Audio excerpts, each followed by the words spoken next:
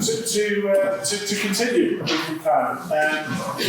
Next, continuing the theme, we have a short soundbite on an impactful element of what we're studying and discussing today, led by Professor Catharina Hartman. Catharina's come over from the Netherlands, where she leads research teams at the university there, and she specialises in so many subjects written on this list that I've got. I'm not going to read them all out, because she's so damn well qualified, I feel insecure. So, no need, but I understand that. I'm not very focused. So. The focus is on that connectivity between genetics and obesity and ADHD, and how things are passed through families, and bringing together that connection between mental and physical health. The ADHD above the neck and the ADHD below the neck. It's an extremely powerful contextual link that we're going to get for 10 minutes. And after that, we're going to invite a panel of esteemed people to be shared discussing the subject at hand. So first of all, if we can have a round of applause for Catharina, please.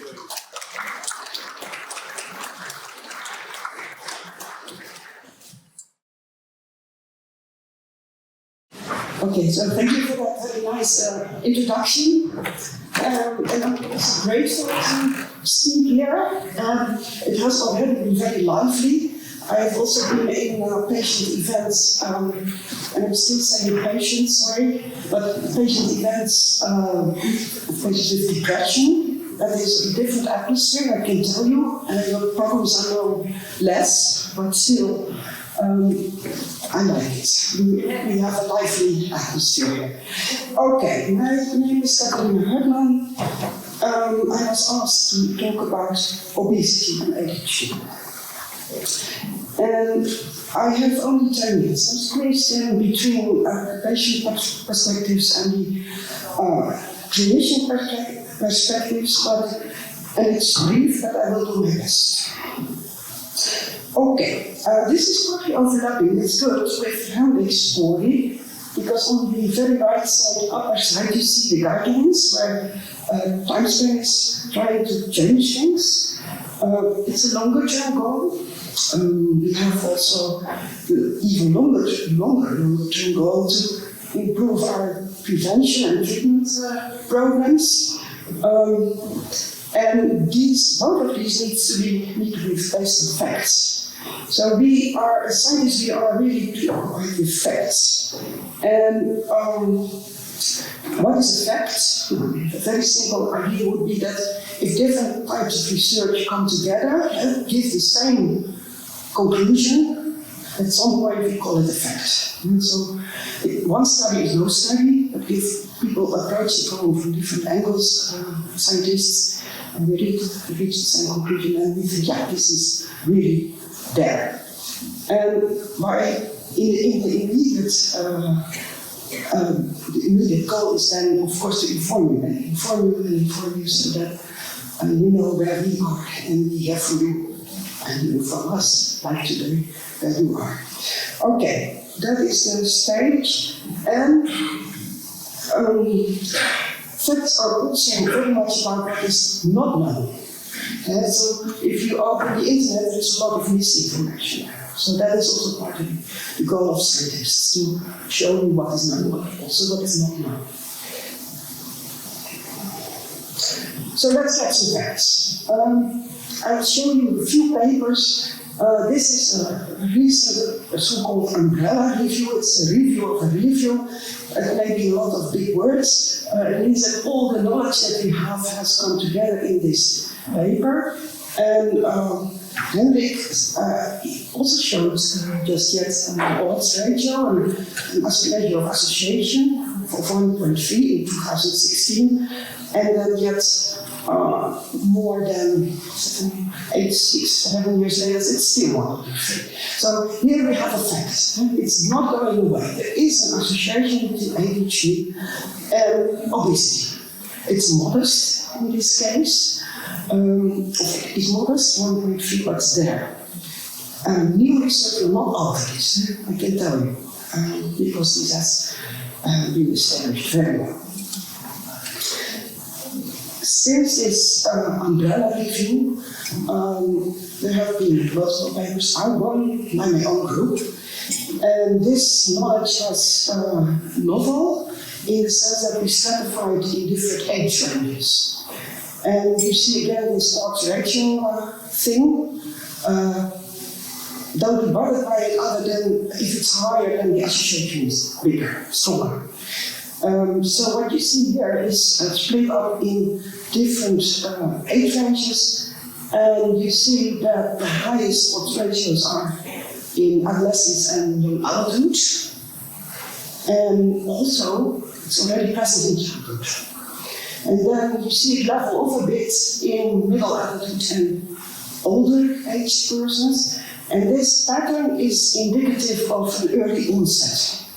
So this is one of the other facts that I didn't give you. The onset of obesity in people with ADHD is earlier than in people without ADHD.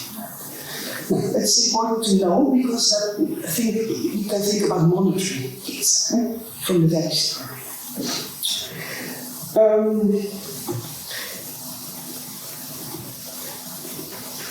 The thing is, the next question, obviously, is how can we explain the association between ADHD and obesity? And that is where science is really focused on. And this is about causality. Is it actually the case that ADHD predicts obesity? Or could it also be the other way around? Or are both true? And why am I so caught up in causality? That is because we want to know if there is causal relation and how it works. Because only if we know how it works, we have potentially the chance to improve prevention and treatment. And so we need to know the mechanisms. That is what science tries to find out. But that is not easy. Finding how it works and demonstrating causality. I'm showing you another paper. This was a review, a language review, so not a statistical results, but more like a review getting all the research together what has been done in a written way, so in a story way, narrative way. Sorry that it took me a little bit to get this clear, but I'm pretty sure that these authors started out with, okay, we got to write deep news on how it is, how it works. Pretty sure. And then in the end, if you've read it, it turns out you don't know much. I think that is what you have them as well, a disappointment. But, so they say it can be genetics, that there is an association between ADHD and obesity. It can be fetal programming, that means exposure during pregnancy and then the fetus is changing, it's functioning. It can be executive dysfunction, so the planning bit. It can be psychosocial stress, so that people with ADHD would have more stressors, or would be more susceptible to stress. It can be factors related to energy balance, sleep patterns, and so on and so on. Hormones, metabolism, neurological regulation of appetite. So keep this in mind. Oh no, please not. I need to speed up. Okay. There are many ideas, in other words, there are but few facts. And if you take one step back, there is the principle of temporal precedence. So if you want to demonstrate causality, one thing needs to be happening, the cause needs to be happening before the consequence. So this is another way of looking at, is there causality? And I will speed up. An own study showed no causality where we have 5 times of measurements, so it's the best of possible longitudinal studies. We showed no direct relations, not from ADHD to obesity and not the other way around. We said maybe, because we started at age 11, maybe this already starts very early on. There was 2 years later the next study. And they showed some direct influences from ADHD to obesity, not the other way around. But it was at the same age as the previous study. So, conflicting evidence. And actually, the latter study was not really controlled for confounders. And that is the last topic I will talk about, if you allow me. There can also be common causes, so that there is no direct relation between ADHD and obesity, but there is a common cause that causes both. And that is important to also find out through science, because otherwise you are going to change something in between ADHD and obesity, but actually you should be changing things in terms of prevention or treatment at the level of the common cause.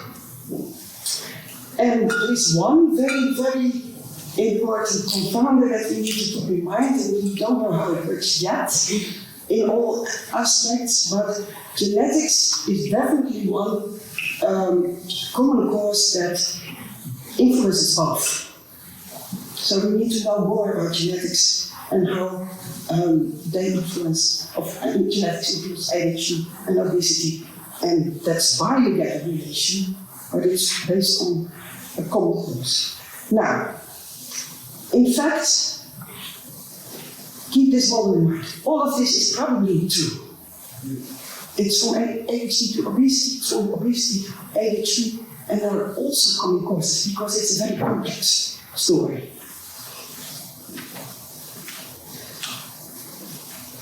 I will not repeat this, I will go to my last slide. I've heard you talking a lot already about struggling with weight and with eating.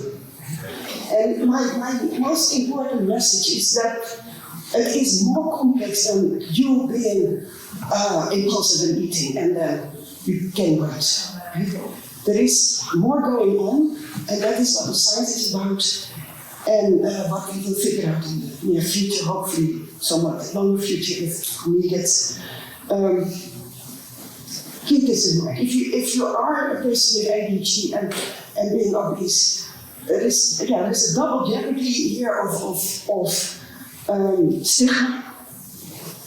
And it's not so easy as you are the lazy person, because people with ADHD are lazy, and then you're also impulsive, so you're impulsively overeating. There's more going on. And keep that in mind. That is my most important message. Thank you.